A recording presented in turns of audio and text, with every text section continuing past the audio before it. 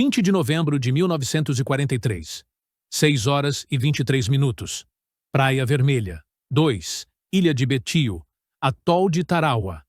A areia explodiu em um padrão que os defensores japoneses nunca haviam presenciado antes.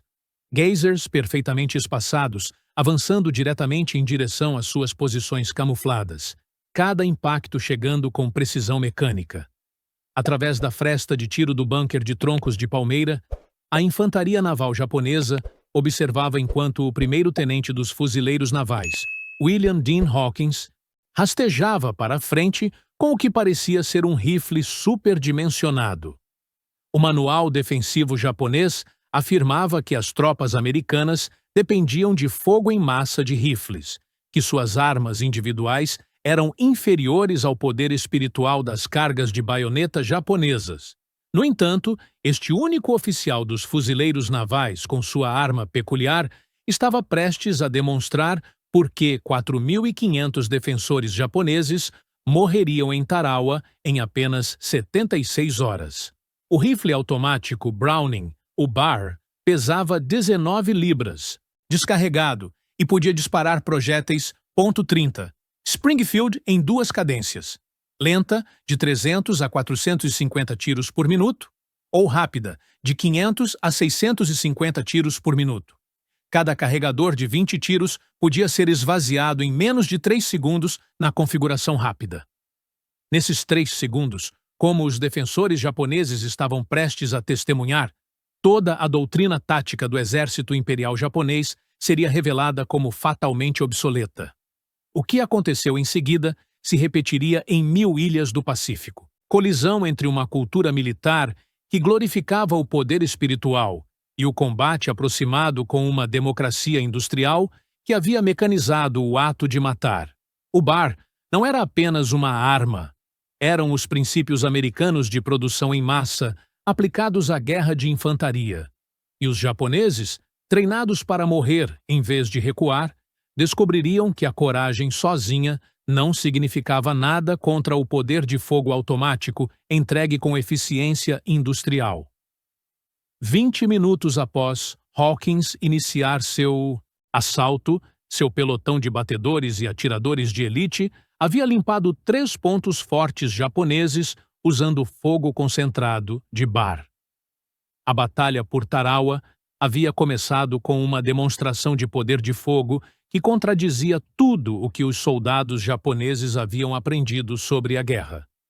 O exército imperial japonês entrou na Guerra do Pacífico com doutrinas táticas congeladas em suas vitórias contra a China e a Rússia. O Manual de Infantaria de 1909, ainda em uso em 1943, dedicava 17 páginas ao poder espiritual e ao combate de baioneta, mas apenas 2 parágrafos às armas automáticas. A doutrina militar japonesa enfatizava o Seishin, poder espiritual que poderia superar desvantagens materiais. O código Bushido ensinava que um soldado suficientemente motivado poderia derrotar qualquer inimigo apenas pela vontade. Isso não era mera propaganda, era ciência militar institucionalizada. A escola de infantaria do exército em Chiba ensinava que um soldado japonês possuía o poder de luta de 3 soldados chineses ou 2 russos, baseando-se puramente na superioridade espiritual.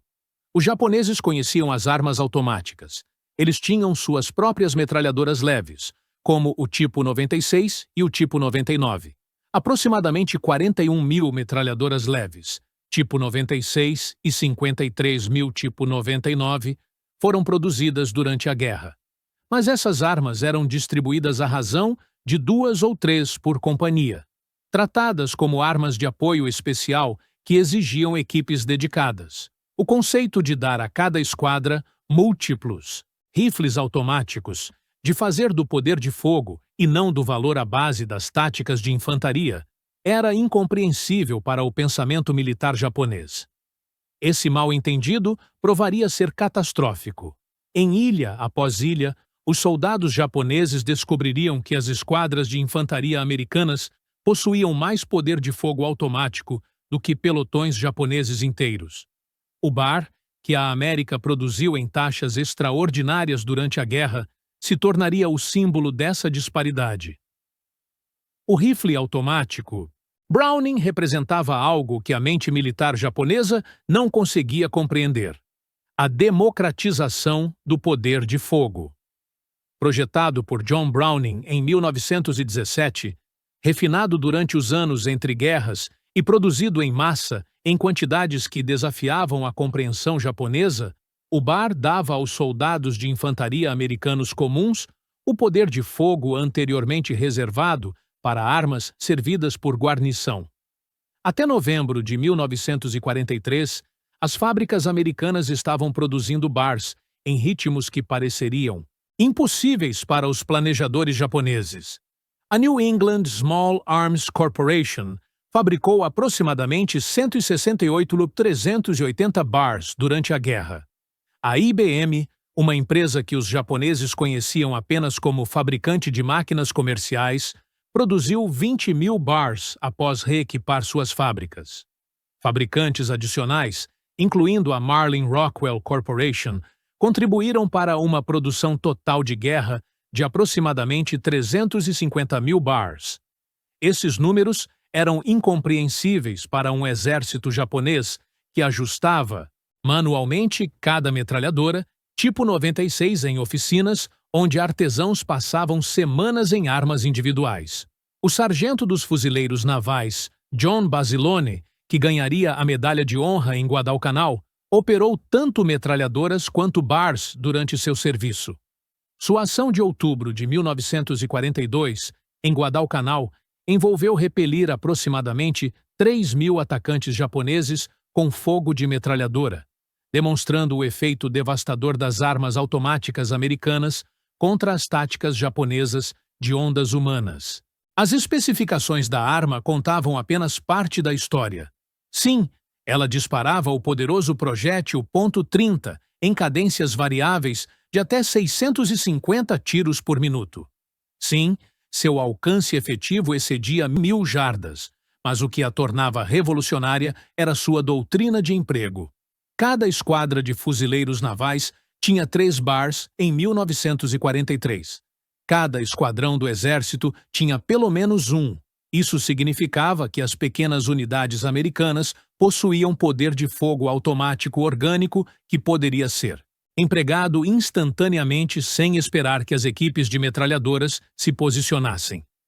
7 de agosto de 1942. Guadalcanal, Ilhas Salomão. A primeira grande ofensiva americana da Guerra do Pacífico proporcionaria aos japoneses o vislumbre inicial do que enfrentavam. A Batalha de Tenaro, na verdade o rio Ilu, em 21 de agosto de 1942, demonstrou o que se tornaria o padrão do combate no Pacífico. O coronel Kiyonao Ichiki liderou exatamente 917 homens em um assalto noturno contra as posições dos fuzileiros navais. Eles esperavam atropelar os americanos em combate corpo a corpo, onde a superioridade espiritual japonesa prevaleceria. Em vez disso, eles correram para campos de fogo entrelaçados de armas automáticas, incluindo BARs posicionados ao longo da linha dos fuzileiros. O soldado de primeira classe Albert Schmid, operando uma metralhadora, tornou-se famoso pela ação daquela noite.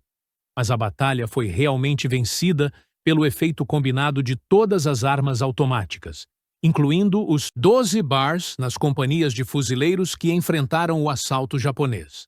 Cada atirador de BAR havia sido ensinado a disparar rajadas de 6 tiros, cerca de 1 segundo de fogo, e então mudar de posição. Os japoneses, avançando em direção aos clarões dos disparos, encontravam apenas o espaço vazio quando chegavam. Apenas 128 sobreviventes restaram da força original de 917 homens de Ichiki. A matemática era devastadora. Uma esquadra de fuzileiros japonesa de 13 homens poderia teoricamente disparar 65 tiros visados por minuto com seus rifles Arizaka de ferrolho. Uma esquadra de fuzileiros navais com 3 BARs poderia entregar 150 tiros nos primeiros 4 segundos de contato, antes que os japoneses pudessem acionar seus ferrolhos para um segundo tiro. A resposta japonesa ao poder de fogo americano foi ir para o subsolo. No final de 1943, sistemas elaborados de cavernas tornaram-se a pedra angular da defesa das ilhas japonesas. Não eram simples buracos, mas complexas fortalezas subterrâneas com múltiplas câmaras conectando túneis e campos de fogo entrelaçados. A doutrina japonesa considerava essas posições inexpugnáveis, exigindo artilharia massiva ou assalto direto para neutralizar. O BAR mudou esse cálculo inteiramente. 22 de novembro de 1943, Tarawa. Os fuzileiros navais encontraram as primeiras defesas sofisticadas em cavernas japonesas. A técnica que evoluiu tornou-se o procedimento padrão dos fuzileiros. Aproximar-se da caverna de um ângulo oblíquo, posicionar o atirador de BAR a 25 jardas da entrada e disparar um carregador completo para dentro da abertura da caverna em um padrão de figura 8, mantendo fogo contínuo. A física era simples, mas devastadora. O projétil .30 disparado pelo BAR mantinha velocidade letal através de múltiplos ricochetes em espaços fechados. Uma única rajada em uma entrada de caverna poderia preencher toda a câmara com projéteis saltitantes. Os fuzileiros descobriram que um carregador de 20 tiros disparado para dentro de uma caverna criaria o que chamavam de efeito ninho de vespas. Balas ricocheteando nas paredes, teto e chão em padrões imprevisíveis que tornavam a sobrevivência lá dentro impossível. Soldados japoneses que haviam treinado para manter essas posições até a morte descobriram que a morte chegava antes mesmo de poderem ver seu inimigo. 15 de junho de 1944. Saipan, Ilhas Marianas. Os japoneses haviam passado meses preparando defesas, aprendendo com Tarawa e Kwajalein.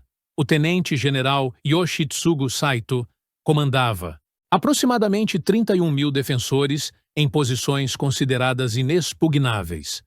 Eles estudaram as táticas americanas, prepararam-se para tudo, exceto para o peso esmagador do poder de fogo automático que os americanos trariam.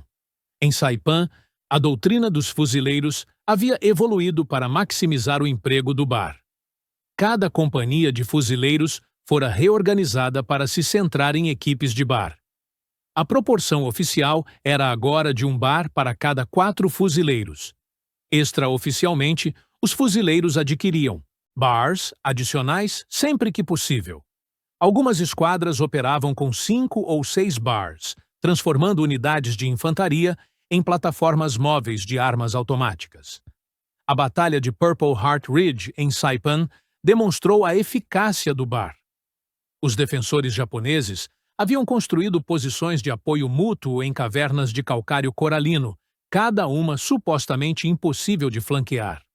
O soldado de primeira classe dos fuzileiros navais, Harold Agerholm, embora não fosse primariamente um atirador de BAR, ganhou uma medalha de honra póstuma por evacuar 45 fuzileiros feridos sob fogo, demonstrando o tipo de heroísmo que permitia que as equipes de BAR mantivessem suas posições e continuassem entregando fogo de supressão. Os números de Saipan foram impressionantes. A 2ª Divisão de Fuzileiros Navais, sozinha, disparou 8,7 milhões de cartuchos de munição .30 em 3 semanas, grande parte através de BARs e metralhadoras. Os japoneses, esperando trocar vidas em proporções favoráveis, através do poder espiritual e vantagem defensiva, enfrentaram, em vez disso, uma realidade matemática simples. A produção industrial americana poderia fornecer mais balas do que o Japão poderia fornecer soldados. O impacto do BAR estendeu-se além das baixas físicas para a destruição psicológica da confiança militar japonesa. O próprio som tornou-se uma arma. O baque rápido e característico do BAR, diferente das metralhadoras, significava que o poder de fogo automático estava próximo, móvel e caçando. Veteranos descreveram o impacto psicológico de ouvir múltiplos BARs abrindo fogo simultaneamente. Um trovão contínuo que anunciava a presença de um poder de fogo esmagador.